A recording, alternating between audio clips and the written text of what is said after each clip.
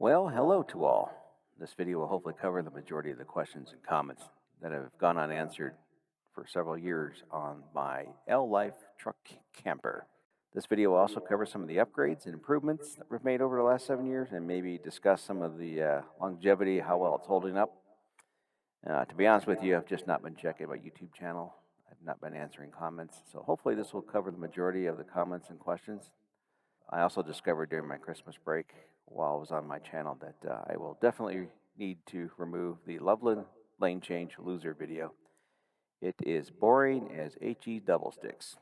I understand a third of the public still refuses to use that little stick on the left side of their steering wheel to make a lane change. I've gotten over it. The video was made because I was a little bit pissed because I got pulled over from State Patrol for actually using my little stick on the steering wheel, but it didn't make complete 3 blinks before making a lane change. And then she also yelled at me for not allowing 200 feet before making a lane change. And I'm like, how the hell do you expect to get through Denver rush hour traffic with allowing 200 feet before making a lane change? You'd be stuck in your lane forever. It didn't make sense to me. So the fact that I actually used a turn signal to make a lane change is, I thought, good enough. In fact, which is my reason for deleting the video. There's a whole lot more important, entertaining things to watch than some guy getting pulled over for an improper lane change. So back to my camper. Well over 90% of the comments were very positive. They really thought it was amazing. It looked like it came from a showroom floor. And the comments then led to, why don't you make these for a living? Man, would I like to. Be your own boss, leave a legacy for your children, something that's made in America. But the reality is, I just don't see how this can be done at a level to make these affordable while maintaining decent quality. The biggest limiting factor is WIP, work in process. There's just too much time waiting for stuff to dry before moving on to the next step. You know, you cut a sheet of Nidacor, lay down the fiberglass, epoxy over that, wait for that panel to dry, then do the same thing, and then connect the panels together. It's a lot of labor, a lot of waiting for stuff to dry. I did look at some UV cure epoxies. They are very, very expensive and definitely not as strong, tend to be brittle. The custom hardware components, all the fabrication of the drawers and cabinets, all that stuff could be done easy enough with jigs and fixtures. The next big hurdle would be a big, huge capital investment for some type of manufacturing building. The building would have to have decent cooling and heating, have to have employees with above average skill sets. Just can't hire people off the street that, typical nut and bolt kind of assembly. This is custom fabrication. You need somebody with some woodworking skills or bodywork skills, or somebody that's handy with hand tools, understands measurement, understands quality. And I think this is the biggest reason why most campers today, other than Lance, which you pay a lot of money for a Lance camper, this is the biggest reason why most campers today are built as cheap as possible and as fast as possible. Because they have to be profitable. They're built with staples and MDF, and listen to all the complaints of people buying new travel trailers. It's just unreal. There's people out there with underrated frames. They go over a dip and the whole tongue of their camper bends. I don't blame the manufacturer of the trailer because they just build it to whatever spec the camper manufacturer wants. Anyway, you could Google a whole bunch of stuff. Supposedly the caption on that one was 20 minutes from the dealership they just bought in the camper, and there it sits on the highway all flipped over. And here we got some vehicle failures. We got a brand new Jeep pickup pulling a little trailer, but that little trailer adds a lot of leverage. I don't know if they're off-roading. You got it looks like a Colorado there below the Jeep. Chevy Colorado, same thing, bent frame. Big four-door pickup Ford there. Looks like he was pulling a trailer on top of having this huge truck camper. And then we have somebody took this picture of another Ford that's in the parking lot. Looks pretty well squatted down. This one with a little Ranger, and I think that's just for fun. There's no way nobody would be stupid enough to tow something like that. Hopefully they're not going down the road with that. So this leads to some comments about price. More specifically, can you build me a shell for $5,000? And I don't think I could have done that in 2015, let alone today. I had about $3,200 in knitted core material, fiberglass, epoxy, wood screws, all the things to build just a shell. Wouldn't include the jacks, the camper, the refrigerator, water tank, any of that stuff. So I can almost guarantee you in 2022, the cost of materials has almost doubled. And if I was lucky enough, inherited some money, and then was able to build a manufacturing facility, I can't see how anybody could just one piece flow through the factory. It'd have to be batch build. You'd have to have several campers going at once. And to get the cost and the labor to equal out, I think $20,000 would be the asking price for a shell. You could probably build a camper complete for $30,000. But then I'm wondering, how competitive would that be with the existing manufacturers that are still in the market? So I did some research. We start at the top end here with Lance. They start at $43,142, and all of these campers I'm describing here are for a 6.5-foot bed. The bottom end, I'd say, was the Palomino Real Light Truck Camper, hard side, for $29,995. I went ahead and threw in a soft side from the same company, Palomino, and they're at $26,798.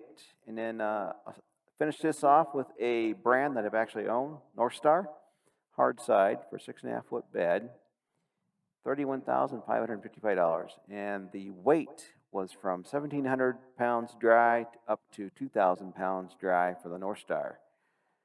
So that's why I don't think I could build these and make money. You'd have to build them cheap and fast. Some of the latest comments are, how is the camper holding up? Well, my wife and I have used it off and on at least 3 times a year since 2015, mostly during the summer. We haven't done any winter camping in it. My wife is usually with me on 2 of the 3 trips. One of the first issues we had was the small 20 amp hour battery. This would normally last a weekend, running the phones, not running the phones, charging the phones, running the water pump, fan, refrigerator, and LED lights. The biggest issue was the refrigerator. Even on LP, there was a computer running all the time. Didn't draw a lot of current, but it was constant. So after 2 nights, the battery would be weak. I'd have to start the truck and charge the little battery up again. I thought about replacing the battery with a bigger one, but then I went ahead and installed a 100-watt solar panel. Since I've already had the wiring for it and the wood ribs made it easy to install. Even in overcast, rainy weather, it's still putting out over 13 volts, even with everything running, the refrigerator and lights on. Definitely one of the biggest improvements as far as stability. I had no problem staying at Moab. I think the first 3 nights I was there, it was overcast for 3 days, and then off and on rain. Never an issue with power. As far as the camper structure itself is concerned, there's no sagging, cracking, warping, twisting. The knitted core material turned out to be really, really tough. In fact, I did some research and found an article about a charter boat. To go along with that, I have my own story. Right before the camper was done, I had it sitting in my driveway. I think I was working on the seat cushions. And I had this dolly that I'd use to go in and out of the garage with. And to get the dolly into the garage, I had a pulley in the garage, and then I'd tie the other end to my truck, and I'd drive the truck forward, and it would pull the dolly into the garage. This way I could get the camper back in the garage by myself. Well, one time I forgot to unhook the truck and took off to the store to get something. Pulled the dolly out of the garage. It hit the jack of the camper that was in the driveway. Took the jack off because it just broke the mount right off.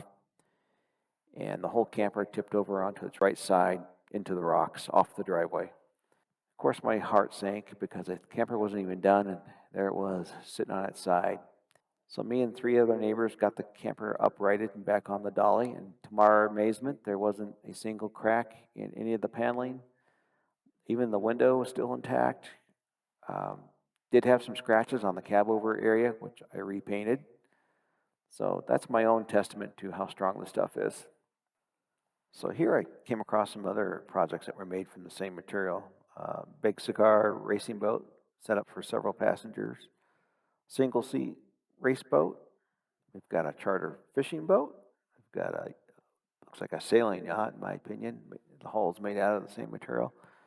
The last little interesting thing I came across was hurricane-proof houses. These are supposed to be in areas that are yearly subjected to hurricanes. What's neat about this, at least the way they were describing it in the article, was even if they do get flooded, they come back with a water hose and spray off the walls. There's no mold that's going to grow in them. It's all polyurethane plastic, and it's really strong, holds up to the wind. Makes me wonder how they keep them held down since this stuff's so light. Inside panel, what is it covered with? Of course, the upper portion inside is covered with a one-part floor epoxy. The bottom part is covered with this stuff called Behr Granite Grip, B-E-H-R. Stuff is awesome, bonds really well, it's tough as hell. It does take 2 coats though, but it looks phenomenal. Another common and one of very few gripes I've gotten on this video was propane inside. Are you crazy? Well, it is inside, and I don't know about being crazy because there's a connection for the refrigerator. There's also a connection to the stove, connection to the furnace I added last year. I've not had an issue. I did have the gas alarm go off once, and that was when we were high altitude camping in Wyoming, and I couldn't get this stupid Bic lighter to light. It worked just fine down in Loveland, but when we were in high altitude camping, the stupid thing wouldn't light. I ended up using the cigarette lighter in my truck, my 2000 Dodge Dakota. It actually had a cigarette lighter. You'd push it in, it would turn red. You'd run back, get inside the camper, and light the stove. It worked to get us through the weekend, but since then I've gone with a plasma arc lighter. The things are awesome. They can actually light paper, quick USB charge, and they've lasted weeks and weeks. So now for some, I think, kind of boring stuff, but comments about R value, how the thing holds up in heat, and what kind of noise is produced during a rainstorm. Is this stuff loud? I'm just going to read right from the data sheet here. Might be kind of boring. Nitacore is designed for high impact resistance, virtually zero water absorption, high dimensional thermal stability, chemical resistance, very, very low odor, very lightweight, good sound and thermal insulation. And I found the R factor value is 3.3 per inch of thickness, which is very similar to a modern double pane window. 1.5 thick inch would be similar to a triple pane window at 4.95. Both of these are a hell of a lot better than canvas. Speaking of dimensional thermal stability, it is rated from minus 40 to 230 F, which makes me wonder some of these campers I've seen lately with these exoskeletons made out of aluminum, these framed aluminum, and then they put panels on the inside. And they're usually painted black or dark gray for some damn reason. It makes me wonder how they would hold up in the hot sun in Utah. When the aluminum starts to expand, what kind of gap does it produce on the panels? Anyway, just curious. It goes on to say the cells melt at 320. The woven polyester material covering the cell melts at 465 F. One last thing here, Nitacore is inflammable and produces non-toxic smoke during burn, according to Flammability ASTM D776 standard. This compared to laminate PVC foams, which lack temperature tolerance and have horrible flame and smoke characteristics. Of course, this is Nitacore's data sheet comparing their stuff to the foam laminates. So people want to know where you can buy the stuff. Well, in 2014, I was going through a distributor, and the product was still under 3M. And this distributor at the time was offering free shipping as long as you purchased over $300 worth of material. Well, I can guarantee you that's not the case today. Shipping costs are going to be quite expensive. Not that it's heavy, it's just so big. So make sure you know how many panels you need before you start a project like this. That way you're not stuck trying to buy one more panel and then get charged a $200 freight charge. And at the time, it was kind of nice that the semi-truck pulled up right in front of my house, and he unloaded it, put it in my garage for me, the whole 9 yards. And let's see, this leads us to whether or not I'm going to put plans up on SketchUp. Well, I finally decided I'm going to put the plans on SketchUp. It's going to be for a Dodge Dakota or slash midsize pickup. I can't find the original finished files, so there may be some details lacking, maybe some unfinished or uncompleted objects. Anyway, it should give you a good starting place to scale it up to a full-size truck if you want to. Let's see, people wanted to know what I use to connect the panels together, because we all know that epoxy does not handle well in vertical surfaces. So there's a stuff called microspheres or fumed silica, which is used to turn the epoxy into a paste, which then allows you to glue vertically. I also use it for horizontal joints. It's just the stuff makes the epoxy so much stronger. It definitely becomes harder to sand. Comments about the 1x2 ribs on the roof. They're there for added strength and a place to mount the solar panel. I just didn't want to get caught in a huge winter storm, have 18 inches of snow fall on the roof, and then have it cave in. One of the last modifications I did to this camper was to install a free Craigslist furnace. Bench tested it, it worked fine.